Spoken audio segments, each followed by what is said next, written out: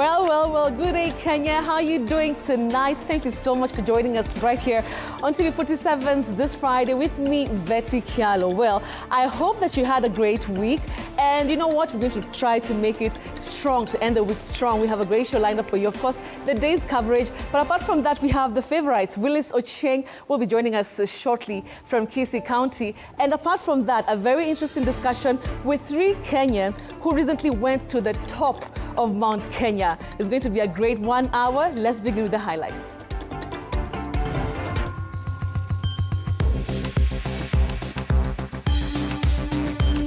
Tonight, High Court orders National Assembly to conduct second wave of public participation. The exercise was marred by chaos in many parts of the country. Also tonight, public participation exercise disrupted in many parts of Gachagua's backyard of Mount Kenya.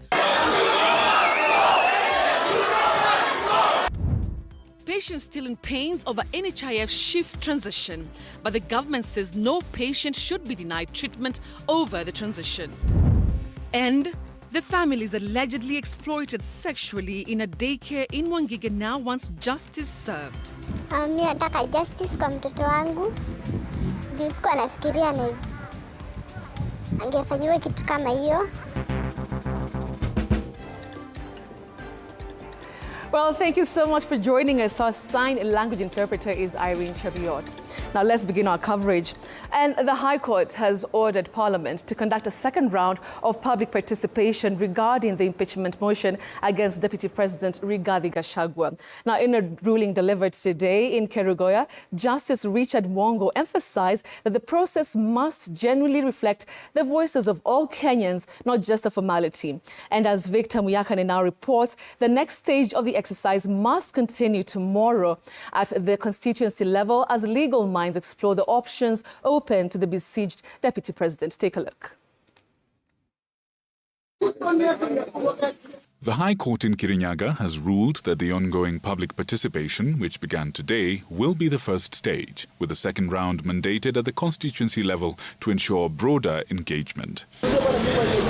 This follows a petition by Kirinyaga women representative and ally of the Deputy President, Njeri Maina, who raised concern about the short notice for the initial hearing and the accessibility of the response forms. National Assembly Clerk Samuel Njoroge confirmed that the public participation exercise has been extended to tomorrow, Saturday, October 5th, 2024. All 290 constituency offices and the 47 county women representatives will remain open to facilitate this process. The Kerugoya High Court ruling upholds key elements from a failed previous petition by the Deputy President, ensuring forums in all constituency, the diaspora and the 1,450 electoral wards. As the National Assembly and Senate prepare for hearings starting Tuesday, October 8th, the stakes are high. If allegations are found unsubstantiated, the process will halt. However, if upheld, the Senate will hear from the Deputy President before voting on the charges, and a two-thirds majority vote would lead to his removal from office. Speculation surrounds the Deputy President's legal and political options. Analyst Philip Mwangale suggests that Gachagua's choices are limited. The other option that he has is to go through the whole process. We are done with the public participation exercise, which is not really a public participation exercise, and he faces Senate, either in person or represented. But knowing him, he would go in person, because I believe once it gets to the point where he's faced with the representatives of the people, there are beans that he may have to spill. The coming week promises intense political maneuvering, with crucial stages ahead. The National Assembly process, the Senate hearings, and Gachagua's anticipated response. Victor Muyakane, TV47. Now, chaotic scenes were witnessed at the Bomas of Kenya during the public participation hearings in the impeachment motion against Deputy President Rigathi Gachagua. Now, such scenes were also witnessed in Gachagua's backyard of Mount Kenya, among other parts of the country. And as Elizabeth Mutuku now reports, members of Parliament were no-show at the gazetted stations for the exercise. Order! Order! These were the scenes at the Bomas of Kenya during the public participation exercise in the Deputy President Rigathi Gachagua impeachment motion. The city's 17 constituencies were meeting here to present their views on the motion. Order! Everybody come down! Halfway the meeting, Order! chaos erupted.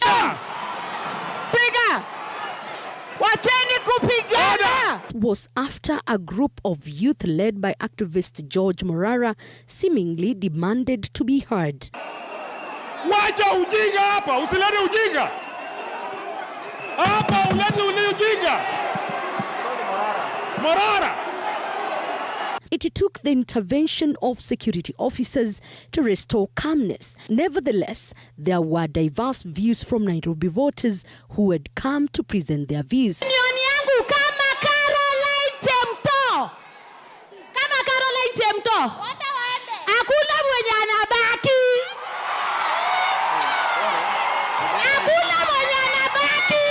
Angalia hii serikali vile inatupeleka. Sioni mwenye tunafaa kuacha hapo. Fagia yote. Fagia yote. Fagia yote. Yote. Similar scenes of chaos were also witnessed in Gachagua's backyard. The event was largely disrupted. It was the same script in the counties of Murang'a, Nyandarua, Kiambu and Kirinyaga, the supporters of Gachagua seemingly not in support of the process, citing betrayal. Nairobi hakuna mulima. Nairobi hakuna mulima. Nairobi iko na kabila zote. So sisi tunasema Gachagua must Gachagua ukabila Kenya. Ndio tumalize siasa ya shareholders. Ndio tumalize hii siasa ya kuchanganya watu. Gachagua Wakenya si wasikii Gachagua. Viva vijana viva. Viva Gen Z viva. Though the process was expected to be led by members of parliament, majority did not turn up for the event. At the Bomas of Kenya, only a handful of MPs appeared, and only those who are in support of impeachment motion. Many of Gachagua's supporters did not attend the exercise. Thousands and thousands of Kenyans have already given their views on the impeachment motion against the Deputy President Rigathi Gachagua, and the much awaited is to see whether the National Assembly will incorporate their views or not. Elizabeth Motuko, TV47, Bomas, Nairobi. Thanks, Liz, for that. Now, the impeachment motion against Deputy President Rigathi Gachagua now seems to have had an effect in Ukambani politics, with a Labour Cabinet Secretary Alfred Mutua moving to take control of the region, while Wiper leader Kalonzo Musyoka has vowed to stand with Gachagua in Mutua-led Machakos locals in the public participation exercise that the rest of his cabinet colleagues avoided. Stanley Nyaringeta reports on the Murima effect on the Ukambani politics. In what now appears to take control of the Ukambani region, Labour Cabinet Secretary Alfred Mutua led the Gachagua impeachment public participation exercise in his Machakos backyard. Mutua's move now coming days after Wiper Party leader Kalonzo Musyoka voted to stand with Gachagua and now appears to be a darling of the mountain. Nataka kusema ya kwamba ingekuwa ni Olympics ya ufisadi angepata gold medal.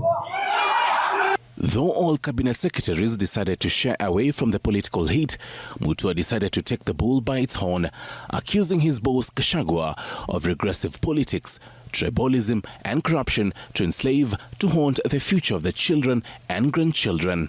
Mutua says, as a resident and voter of Machakos County, the first governor of Machakos and a proud Kenyan patriot, he has a right to stand with the citizens to hear the charges of impeachment brought against Deputy President Rigathi Gachagua. The Maendeleo Chapchap party leader adding that Kenya deserves better leadership. The motion was tabled at the National Assembly by Kibwezi Member of Parliament Mutuse Mwenge, who was elected on a Maendeleo Chapchap party ticket in the 2022 polls, having served in Mutua's government during his tenure. Kama Uhuru Kenyatta alishindwa na historia yake miaka 20, huyu kweli ataweza? Kwa hivyo acha kudanganya watu ati Mount Kenya, watu. Hakuna Mount Kenya iko na William Ruto. Na sisi hapa tukiwa Wakamba tujipange. But when the moment comes, aliyekuwa makamu wa rais mzee amelala, Mwai Kibaki will always be there for the people of Nyeri. Wiper Party has called on its members to reject the motion of impeachment against Gachagua in Parliament. Already Makueni Senator Dan Manzo has filed a censure motion against President William Ruto at the Senate. Stanley Nyeringita, TV47.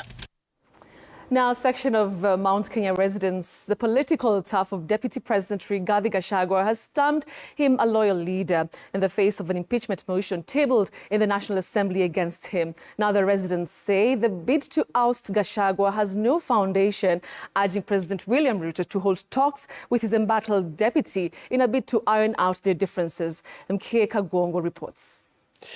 This is Sagana Primary School in Sagana scheme here in Madera constituency in Nyeri County, where Deputy President Rigathi Gachagua cast his vote, a vote that counted to put President William Ruto and himself in power. But 2 years down the line, things have turned south, with area residents demanding President William Ruto to find a truce between the two. Sisi tulishagua president na vice president wakiwa pamoja na tuliwachagua ili watufanyie kazi. Hii mambo ya kufurugana sisi hatuitaki hata kidogo. Naambia Ruto wakae chini waongee, at least nchi tuendelee kufanywa kazi. So much united, and in the ballot paper we found President Ruto and Rigathi Gachagua. These were the scenes in Madera constituency in Nyeri County during a public participation exercise on a motion seeking to impeach Deputy President Rigathi Gachagua. Gachagua served as Madera MP before assuming the role of DP in 2022. In Sagana, residents maintain that if Gachagua has to leave office, his boss President William Ruto must also face the same fate, as the two were elected together. Mtu awadi ya idiaini, nasema kufa dereva, kufa makanga. Wakati walikuwa wanatuomba kula, walikuwa wanatuambia watatufanyia kazi from bottom up. Tunamtarajia sana wakati wa Disemba anatupatia hata chakula Disemba. Tunakula chakula tukatocha. Sasa tutapatiwa na nani chakula? Sisi wanyonge. In Embu County, residents wanted an assurance that their views will be considered in the impeachment process.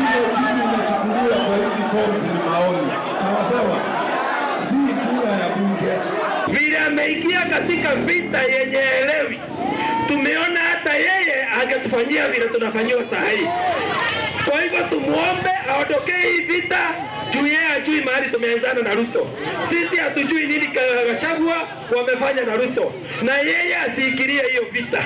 A section of Mount Kenya residents says Gachagua is being crucified for being a truthful leader, and the impeachment grounds they said are built under baseless circumstances. Wananchi hawataki kutumulia kwa Rigathi Gachagua. Tungewaambia, tumeona mama county amepindua msimamo.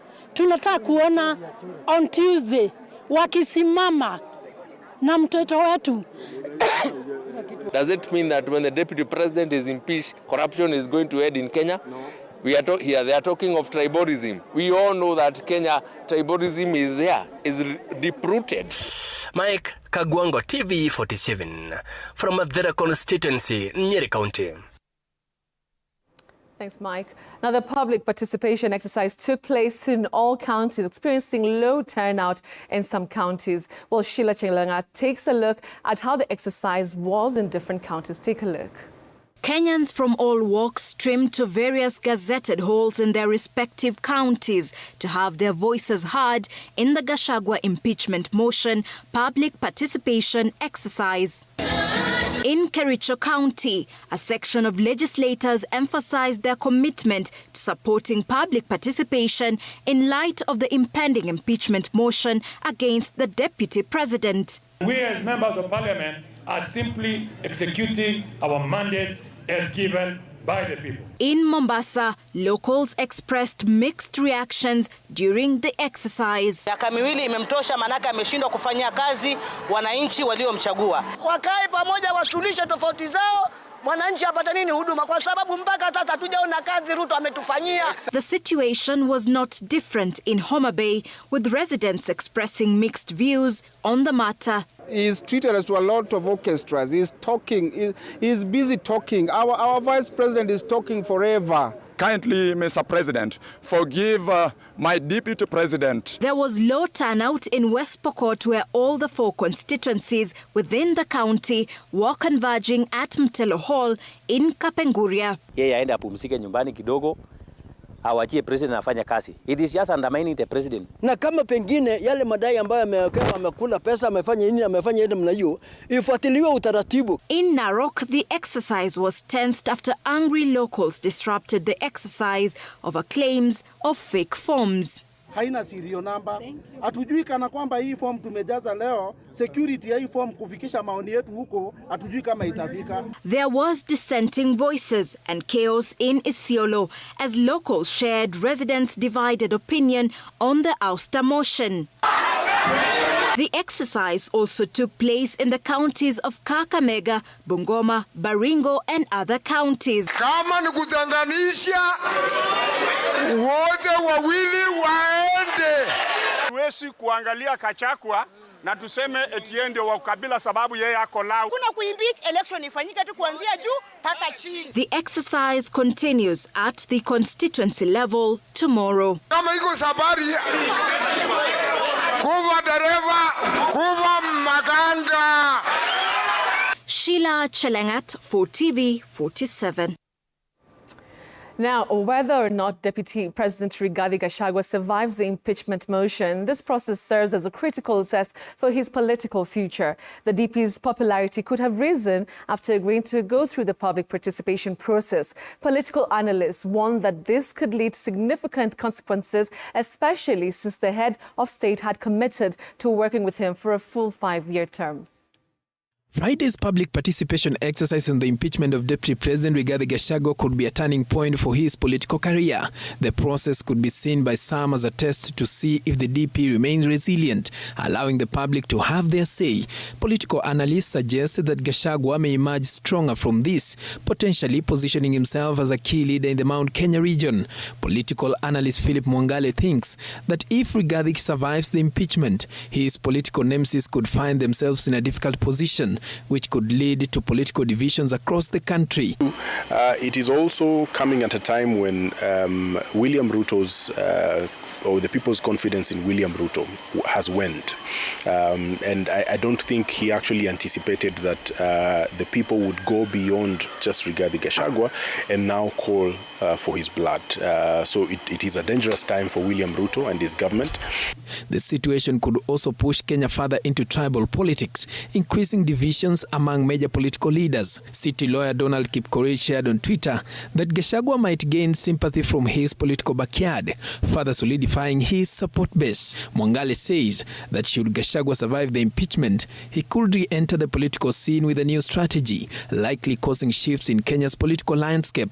John Kinuthia, another political analyst, warns that leaders have not fully considered the broader consequences of the process, particularly regarding national security. People are not thinking through the consequences. People are not thinking through, the unintended consequences, the collateral damage. What happens? We are putting the safety of the nation, the security of the nation, the cohesion of the nation, the unity of the nation, those things, the national values we espouse, peace, love, unity, cohesion, nation building. Former Murang'a Governor Mwangi wa Iria also weighed in, suggesting that Gachagua's issues began when Raila Odinga started working with President Ruto, rather than being a result of internal Mount Kenya politics. Ugomvi na wajumbe wa Mlima Kenya, hao sio shida yako. Enda ukafanya ugomvi na wajumbe wa Western Kenya, wajumbe wa Nyanza, wajumbe wa Coast, wajumbe wa North Eastern, wajumbe wa kila mahali kwingine, kwa sababu shida yako iko hapo.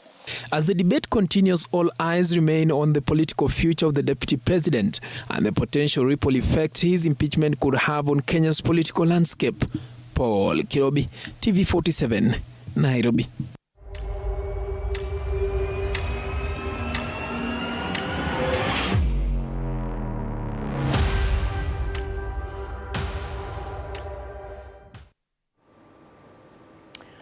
All right, now moving on, political activist Morara Kebaso can now breathe a sigh of relief after his case was dismissed and all charges against him, including cyber harassment, were dropped for being defective by Chief Magistrate Lucas Onyina.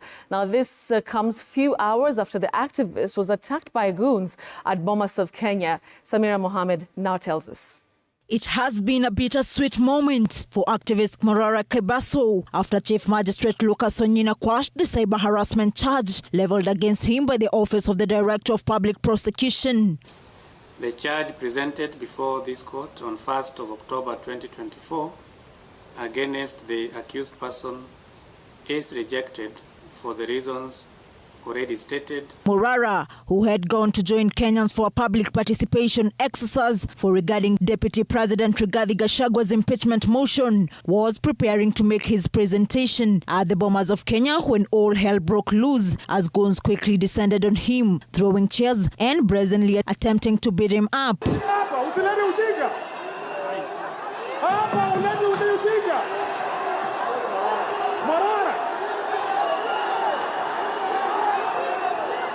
In a video circulating online, a rather shaken Morara can be seen settled in his seat as chairs fly from all corners, all aimed at him. As the chaos continues, the violence intensifies, causing Morara to duck for a cover. But this wasn't matters as the charged crowd continues to throw chairs, with many angling to get a hold of him.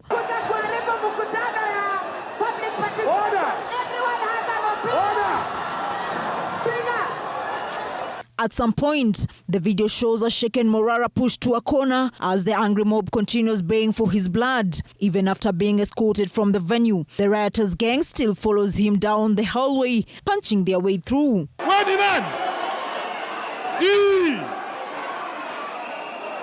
Wacha ujinga hapa, usilete ujinga.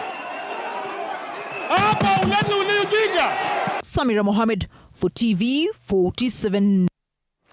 All right, to matters health, and tonight the Ministry of Health reports that the Social Health Authority claims their system is fully operational, adding that more renal and oncology providers are committed to delivering services under SHA. Now, clinicians have, however, decried discrimination as they seek empowerment into the new health scheme, and Elizabeth Atieno has the details. Since the launch of the Social Health Authority rollout on the 1st of October 2024, kidney and cancer patients just like Diana Ambassa have been one of the worst hit patients by the transition. And now the Health Ministry says that 232 out of 353 renal and oncology providers have committed to delivering services under SHA. Additionally, the ministry has clarified that pre-authorization is not required for service provision to previously paid up NHIF members seeking renal and oncology care since they transitioned to SHA. Further, the Ministry of Health says that the SHA claim system is fully operational and that the training for health facilities on the claims portal has commenced and will continue throughout the coming week. There have been concerns on data privacy as the rollout gains momentum. The National Health Information Exchange will now ensure secure management of patient data overseen by the Digital Health Agency and is to be done with a strict adherence to Section 47 of the Social Health Insurance Fund and in compliance with the Data Protection Act No. 24 of 2019, safeguarding patient consent. As of today, all public health facilities and 1,577 private and faith-based health facilities have signed the contract with SHA. Health facilities have been instructed not to deny services during this transition period. On the other hand, clinicians say that despite the legal framework of Section 32, subsection 2 of Social Health Insurance Act, SHA, working in collaboration with the Ministry of Health, has commenced operations without onboarding clinical officers and facilities accredited by the Clinical Officers Council. This unlawful oversight has left clinical officers and their facilities in limbo, effectively sidelining over 1,000 healthcare facilities owned by clinical officers, including 834 facilities that were already serving Kenyans under the NHIF scheme. Elizabeth Atieno, TV 47. Now, Cooperative Bank of Kenya has launched a new pension scheme tailored for staff working in faith-based organizations. Now, this new funding model is part of the bank's innovative financing solutions aimed at helping non-governmental organizations meet their financial obligations and drive sustainable community transformation. In a statement read by Elidia Rono, the Director of Corporate and Institutional Banking, on behalf of Coop Bank Managing Director Gideon Muriuki, the bank affirmed its commitment to being a catalyst for positive change in communities. Now, the announcement was made during a forum co-hosted by the bank and the Public Benefits Organization Regulatory Authority, focusing on collaboration in community transformation. What they or should they take your picture, they will make you disappear. As Cooperative Bank, we recognize that banks have had a big responsibility that extends beyond profit. We have the ability and indeed the duty to be catalysts for positive change. Our role goes beyond providing financial resources. It involves understanding the unique needs of our non-governmental organizations and public benefit initiatives, and offering tailored solutions that empower you to achieve your mission.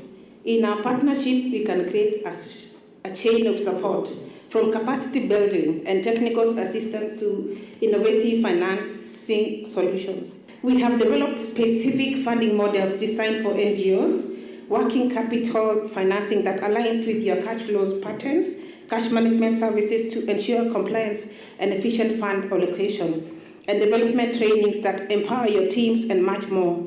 Recently, we have developed church pension schemes that ensure that staff working from religious or faith-based organizations are well prepared for retirement. The theme, collaborative approach to transforming our communities, is very timely, as today we face numerous challenges, including poverty, education gaps, health disparities, and climate change. And no single institution can solve these challenges by themselves.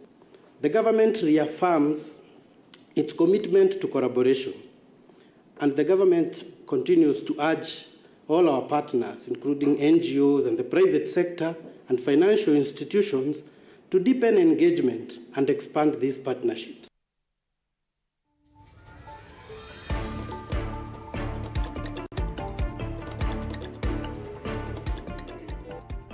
All right, so it's that time that we take a short commercial break. But when we come back, I told you, a very interesting discussion with 3 Kenyans who have done so many explorations. And I think the most interesting one so far is climbing Mount Kenya. They'll be talking to us about their experience. Don't go away, we'll be right back.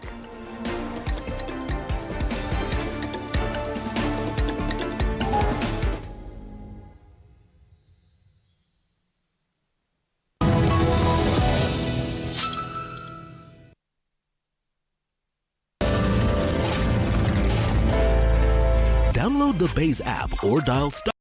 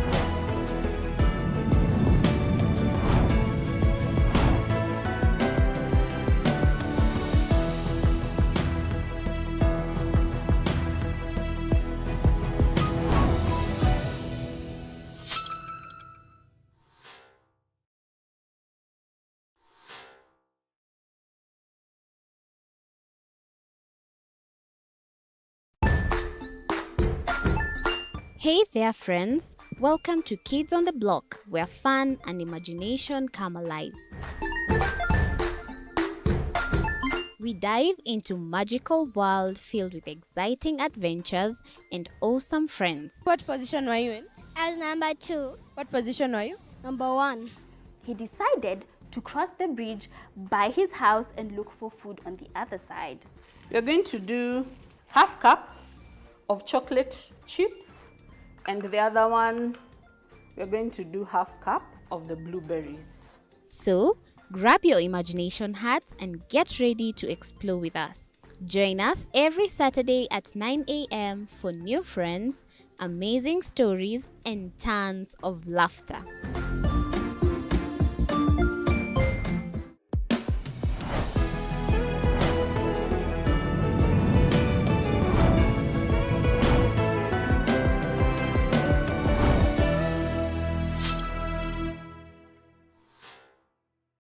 Join us as we explore the journeys of those who defy the odds and break barriers. We dive deep into the stories of triumph. Sometimes when parenting a child with a special need or whatever disability, family life becomes a bit complicated and you may end up raising the child on your own. Here, we inspire. I have a farm which one we showcase with other dyslexic youths and autism how to farm. Motivate. It's never easy, but what we do, the best thing is to work with another parent who has an elder child than yours. And break through the barriers one story at a time. Push your boundaries beyond the limit. Saturdays at 8 p.m.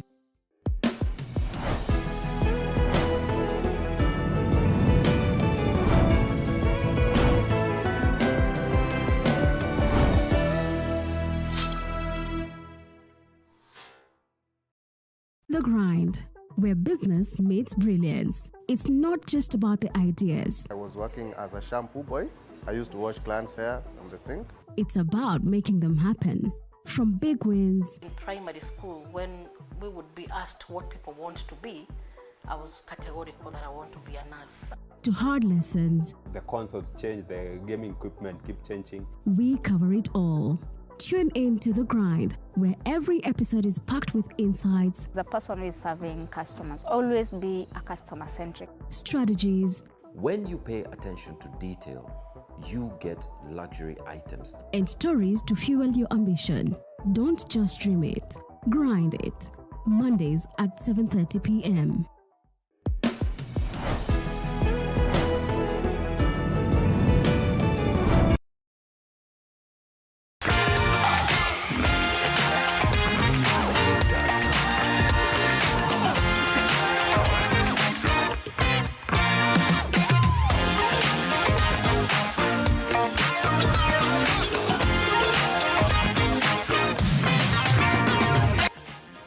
And welcome back to this Friday. Thank you so much for staying with us. It's always a charm having you guys on the other side of the camera. So guys, I told you we have a very interesting discussion today. I have 3 people who are crazy enough to go up to the top of the Mount Kenya. Not once, not twice. Let me introduce my guests tonight. They're also members of the outdoor tribe.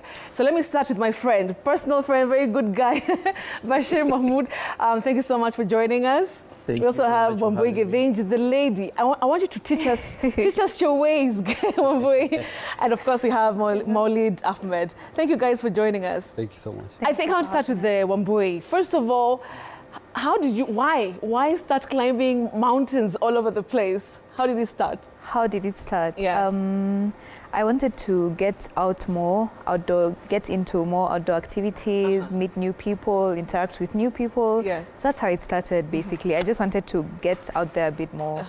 For the hiking in the mountains, it started actually with our team leader here, Captain Maulid. There's even a captain. Yes, he is our captain. Okay. Asking me a simple question, hypothetically, for Mount Kenya, and he asked me hypothetically speaking, do you think you could pull it off? Yes. And I was like, well, I can't answer because I don't have experience, but I could try. But you tried. Yeah. Wow, my goodness. And Bashir, you started it, was it the other day? Nimeifanya for long. Nimeifanya for long. How many times have you gone up? I've done Mount Kenya 3 times. So basically, hiking is all about, connecting with the nature, meeting new people. Yes. I met her on the trail. I met him on the trail. So it's all about linking up with different people who have different careers, different ideas. By the time nafika huko inaturambaga lakini ni ngumu. Inaturamba si mchezo. I want to hear the experience. So you said you've done it 3 times. I've done Mount Kenya 3 times, but I've done a lot of mountains, the upper days, the likes of Satima, Kinangop. Yani tumefanya mingi sana ndio pia. Unajua utaanza tu Mount Kenya. Unaanza polepole. Unaanza polepole. Unaanza kama Ngong Hills. Unacheka. Yes, you should be encouraging us to start. Kuna watu ni kwanza tu mdogo mdogo, then it's all about inaitwa acclimatization. Okay. Iye unaendaga na step by step, Okay. step by step. Until upate hiyo. Yeah. But kuna wale wanafanya tu mara moja, boom, Mount Kenya. She did her first ever hike. And she finished. Yes. Hakuna kufika katikati alafu unasema wacha turudi kesho. Lazima umalize.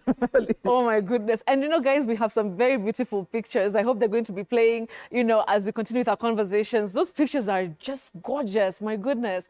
So coming to you, Mr. Captain, you've done it 8 times. What makes you keep going back? Or is it because you have to take the new guys who are starting to do it? So what I would say, I love the mountains so much. I'd say it's part of bread and butter for me. Na tasema tumambo tuguze mlima sisi. Sisi tupatiwe ruhusa. Tumambo tuguze. So mountains do a lot for you. You're not just out there just climbing them. When you go to the mountains, you go to reconnect with yourself. A part of you that enye umeisahau. Normally we chase the daily lives. Tunasahau there's a child inside us that we are supposed to feed. That wants to explore. Exactly. Ujue nini iko huko juu. Nini iko pale juu. So once you go out there, unasahau kila kitu. You connect to the mountains, you feel fresh, you feel everything, you just feel alive. Okay. So that's my happiness. When I see you go out there, I see you feeling everything that you had forgotten about. That's it. Inatoa stress. Kwanza hii Kenya inatoa stress. Yeah. So ukiona mtu kama Wambui nimemwambia, Wambui, do you think you can do Mount Kenya? Niambia yes, Molly, let me just think about it. Namwambia, I see it, you can do it, let's push yourself.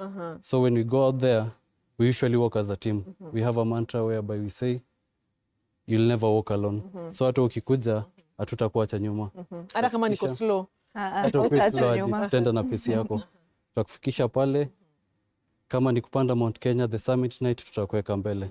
Tutaenda na pesi yako, the slowest person. Tuhakikisha umefika, umeteremka, umerudi nyuma, umeconquer yourself on that mountain. Wow, that's really amazing. Yeah. Lakini nataka kuelewa, like, what is the physical capacity? Because na how challenging is it? Because the way mnaweka ni kama tu tutoke hapa saa hizi tuende tupande mlima. But what does it take to be able to do such a thing? Like physically, is it as easy as you guys are making it look like? Kidogo. Wambui, maybe you can talk to us about that. Okay, I think it depends on the intensity of the hike. So there's a general level of fitness required, but not really. You don't have to be like physically fit, because also, as he said, for the outdoor tribe, you'll never walk alone. The last person to manyana tembea tu at their own pace. Like everyone walks at their own pace, whatever pace you're comfortable with. So I think it depends on the intensity of the mountain. It's good to have like a general level of physical fitness, but it's not like you have to be, fit. As long as as long as you just have the mentality of, one step in front of the other. Just keep walking. Okay. Just keep walking. Okay. Yeah. Bashka, let me ask you, so what is the most challenging part of that whole process? Ukianza hapa chini mko sawa, hata maybe like you guys are vibing, mnaongea. Yeah. As in, just talk to us about just the levels until you get to the top. How is it? So what happens ni milima ni tofauti. Unakuwa na ile mlima unaanzaga inakuwa too flat, then as the more you are acclimatizing, you're going up, inakuwa hard. Then kuna ile mnaanza tu kama mmeenda uphill. Unaanza tu kama mmeenda uphill. So hapo sasa inakuwa tu ni mental tu. Unacheza tu na akili yako tu, you're like I think I can do this. Twende mdogo mdogo. Kuna vitu mob sana pia zina affectigi the way you're conquering any mountain. We have the likes of high altitude. High altitude sometimes unapata sehemu ambayo unaenda oxygen iko very thin, so unapambana nayo aje. Kuna kwa na hiyo breathing exercise, you breathe in deep, unaachilia polepole. Kuna zile vitu ambazo huwa tunaambiwa kwa trail ambazo zinaku. And then high altitude ikikugonga unafanya nini? Unakunywa maji polepole ukienda, because maji ina produce oxygen kwa system, and then unaenda hivyo polepole. So inaendaga tu, kuna ile inaendaga tu mdogo mdogo. By the time you're noticing, unastukia mmeshafika summit. Seriously? Yes. And how long does it normally take to go up the mountain? That depends with us. We usually do challenge. Mount Kenya maximum at least watu wengi hufanya na siku 2, siku 3. Kuna wale wanafanya na siku 3. But so kuna mahali pa kulala huko juu ama mnalala kwa so what happens is mnaenda the first camp, mnapack gari. Mna change gears nini, mnafanyiwa briefing na kuna wale guides. Special shout out to guides wa mlima, wanafanyaga kazi mzuri sana, porters rather.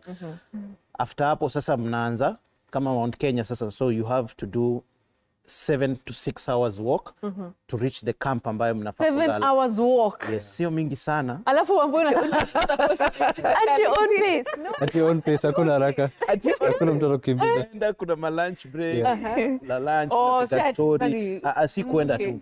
Then you reach the camp, porters walishafika mbeleni, wamebebea vitu. Wamepikiwa kama last time tulipikwa mpaka chaponi. Kunoma huko. Chapo kwa summit. Are you sure unaenda because hiyo food mpaka unakumbuka chapo? Mnafika pale, mnakula, mnafanywa briefing, then you guys sleep. Okay. Mnaamka saa 7:30. Saa 7 rather, saa 7:30 mna have soft breakfast. Then sasa mnaanza climbing. Sasa kutaza saa 8 ya usiku kwenda polepole, ndio by the time mnafika pale mnakutana yani na maajabu kabisa. Wow. I can just imagine ukifika hapo juu how it feels. But before then, sasa umesema mnalala hapo hivyo, in the camp you said. Yeah. Are there no animals, snakes, dudu zingine hatujaiona? Like, isn't it like rough, like the vegetation sometimes, maybe kuna amoeba. Yani, naweza tu imagine that situation, like the environment, the vegetation. How you don't meet such challenges? Not really, because for a hiker, you're fully prepared. Ushajipanga mentally. Even to face an animal. Wanyama ni nguvu, it's very rare. Okay. Jupale ni baridi sana. So utapata Mount Kenya mali wanyama wako ni the forest region. Okay. So mali tunaanzia ni alpine vegetation, hakuna hizi miti kubwa kubwa. Okay. So it's rocky. Wanyama ni very rare. So pale ni mental yako ni baridi tu ndo utapambana nayo. Baridi, venye Bashir amesema, high altitude, oxygen iko chini sana. Utajaribu kwenda, body yako kama hujakuwa ukifanya zoezi vizuri, utashindwa kubreathe. So kuna different symptoms unapata. Either kuna wenye tumbo ina bloat, tunakubalia release gases pole pole on the train. Yeah. Kuna wenye wataanza kusikia kuna dawa hizo yani kusaidiana. Yeah, kuna dawa. Okay. Like tunaweza ku advise 24 hours ama 48 hours before the hike, kuna dawa unafaa kumeza. Okay. Some are recommended by the doctors. But pale kwa trail pia tuko na paramedic wetu. Ukiwa na shida kidogo anakuangalia. Alafu tunaenda tu pole pole. Okay. Alafu the final push now is the toughest. Okay. We call it the summit push. Tunaamka saa 8 asubuhi. Saa 8. So sasa hizo mmelala kama saa ngapi? Sasa hizo tumelala around saa 3. Okay. Unahakikisha umelala vizuri, umevaa gear yako ya kuamka the following day. So asubuhi ni kuamka, kuvaa your hiking boots, kupiga kahawa na kwanza mnafuatana mlolongo pole pole. Naenda pole pole, that will take you around 3 hours to the top. Wow. So once you get to the top, kuna yenye watalia, sitaki kutaja majina. Let me tell you guys, Bashir cried. Nilikumbuka mpaka ni ulikuwa na mahali. Umeamua kuchoma kwa TV. Ulilia bro. Umeamua kuchoma kwa TV. No, but I can imagine. Like, able just explain to us, like, sasa ni saa 8, mmefika, haya niyo jua imekuja, mmefika huko juu. Like, what do you see and how do you feel? Like, what is the most memorable feeling ulikuwa nayo when you did any of those hikes? For me, the first feeling is just I've made it to the top. Yes. You know, like kwanza, there are those 2 steps zenye mtu anapanda, there are 3, it's like a ladder sort of, yes, that you climb to get to the top.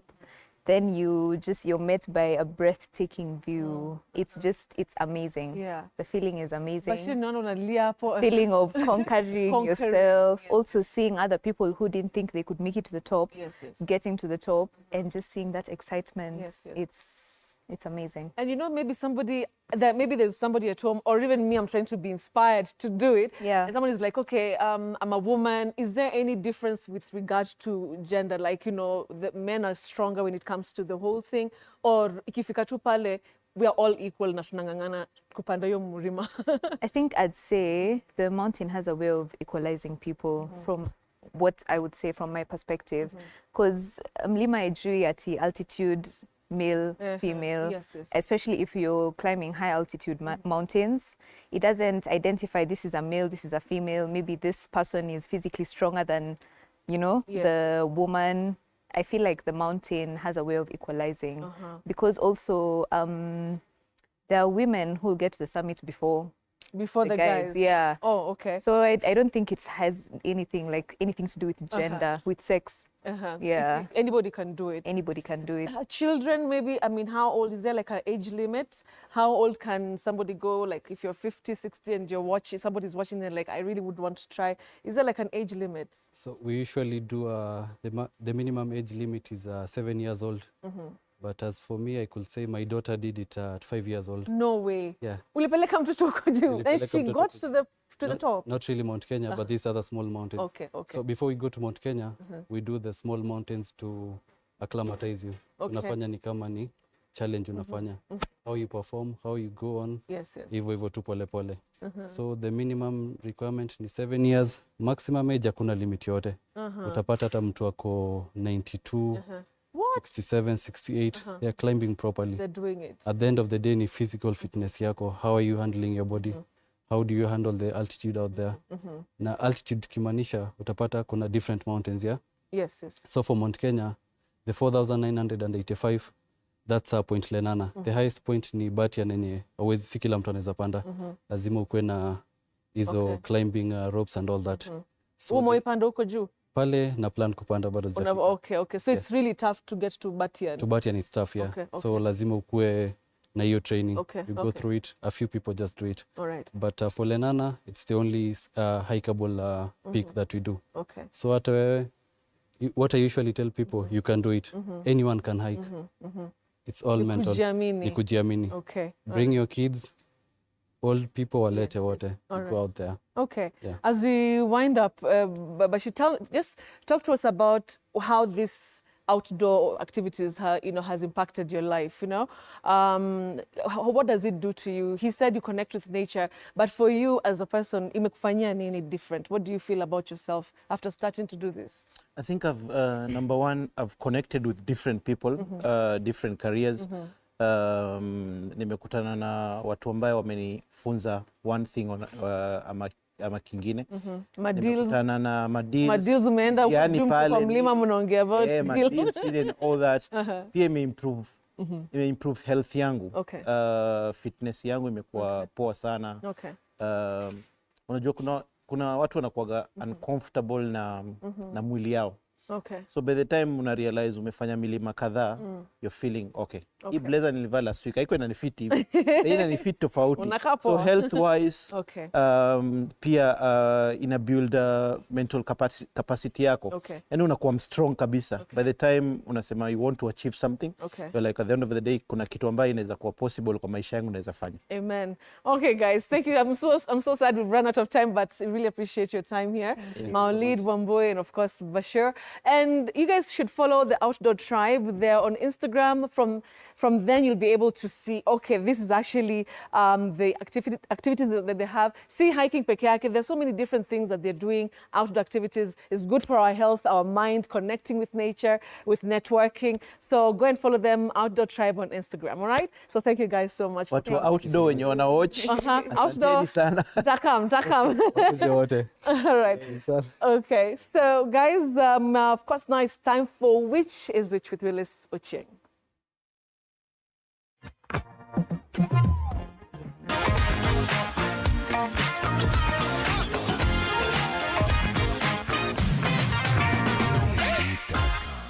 All right, so let's bring in Willis Sacheng joining us live and direct from Kisii County. Willis, good evening. The blue is looking really good.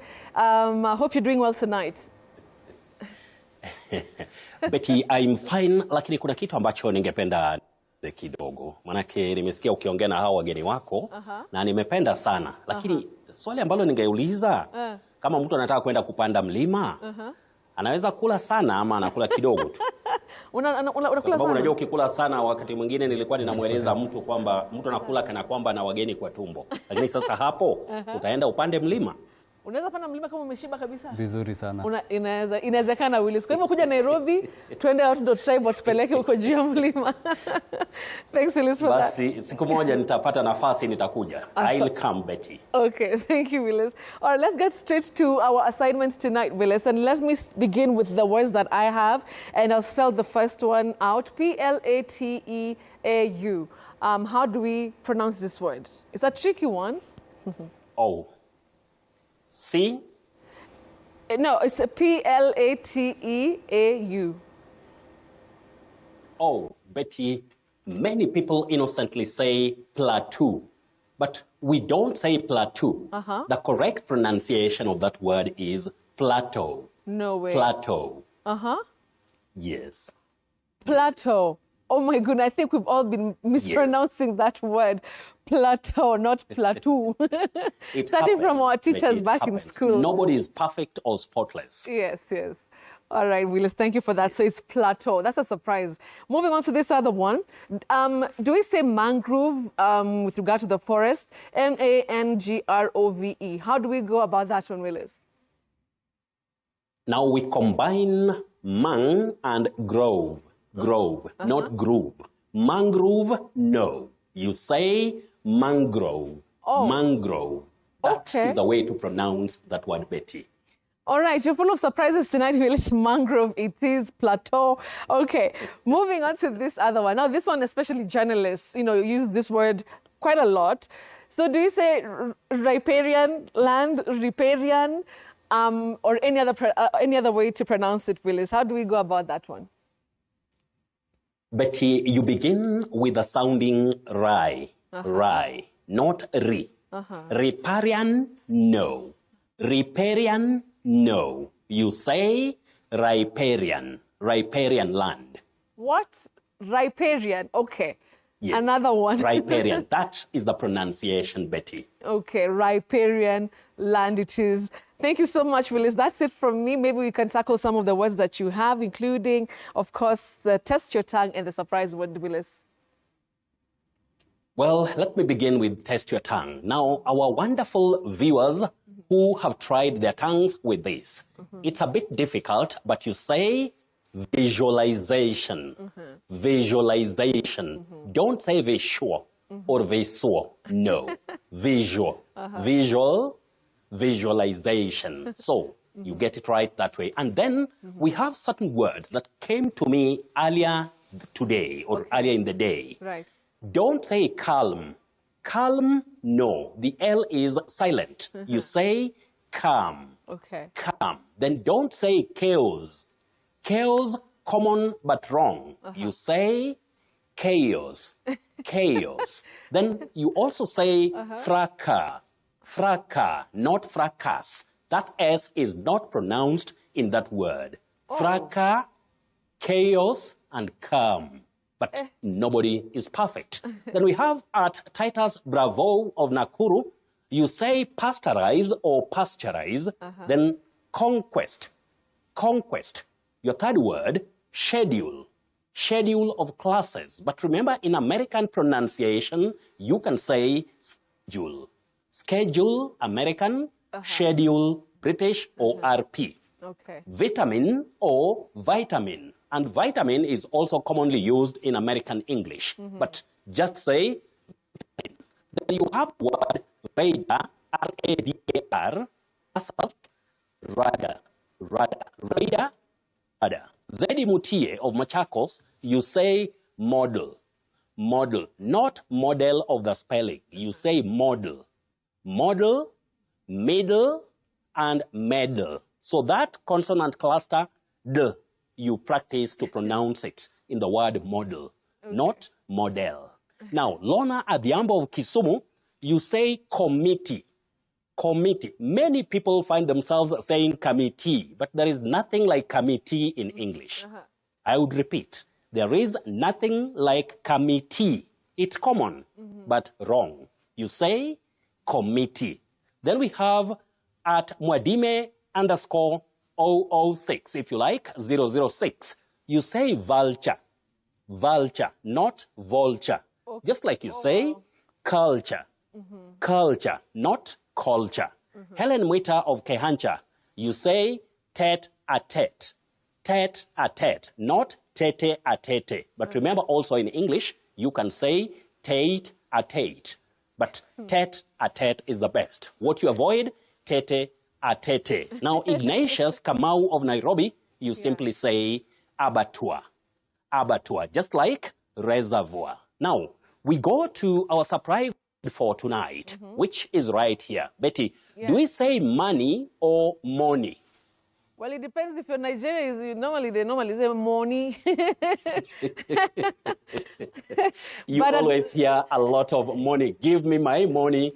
Give me my money back. That sounds unique. Yeah. But when we come to standard English, Betty, you can't say money. It sounds exciting, but it is wrong. You simply say money, with all taking what we call the mid-central sound, money. Now, when you come to this word, many people innocently say monetary. Monetary, no. Okay. You say monetary.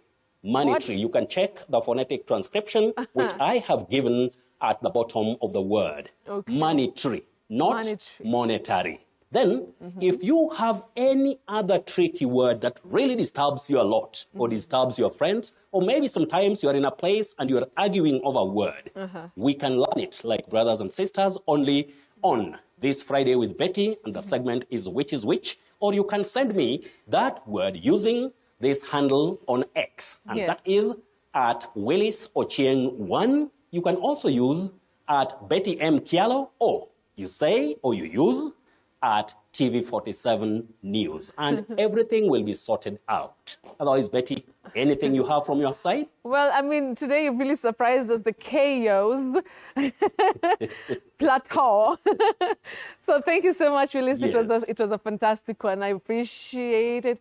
I appreciate, of course, the words and you taking time to teach us proper English pronunciations, all right? And Willis, we're looking forward to seeing you in Nairobi. Tuende tukapande hiyo mlima like my guests have inspired us to do. Lakini nisikule sana. Usikule sana, Willis. In any case, hatufai kukula sana. Betty, wajua nataka niweke chakula nishibe, nikienda kule juu, nikianguka, ninaanguka with a good third. Get that? How about that, Betty? Amazing. Thank you so much. I'm looking forward to next week's class. God willing, we'll see you then. And have a fantastic weekend and be safe, Willis. Thank you for that. You too, Betty. All right. All right, so ladies and gentlemen, that's Which is Which, of course, teaching us those difficult pronunciations like he's mentioned. You can always reach out to him on X and just definitely, talk to him about those difficult pronunciations, right? And for my guest tonight, Ms. Kia, Chaos. Plateau. Plateau. So guys, thank you so much. And also, remember, if you want to know more about the hiking, all these outdoor activities, of course, you can talk to these guys. The captain is here. And of course, reach out to them through the Instagram handle, The Outdoor Tribe, then get to know more about them. And then also, mniambie mkienda kupanda mlima. So I think from me, it's a good night. Thank you so much for watching. Thank you. Bashir, tumalizie show. By then, he's also on radio. I'm on radio and TV. Yes. Mimi ni mwanahabari kama wewe. You don't say. Thank you so much for having us. Special shout out to the entire Outdoor Tribe. Yes. Watu wa medics, najua wanatuwatch, Abdullahi anatuwatch. Special shout out to him, everybody. Hapo kama tujapatiana shout out itakuwa mingi. Itakuwa mambo mingi sana. Thank you so much for hosting us. Thank you. Have a good night. Asumaliza show kwa nini? Ni wrap up. Wrap up. Asanteni sana wasikilizaji na watazamaji wote. Have a great night. My name is Bashka. All right. Thank you so much. See you next week, God willing. Be good and be kind to one another. Cheers. Yeah, that was really good. Thank you.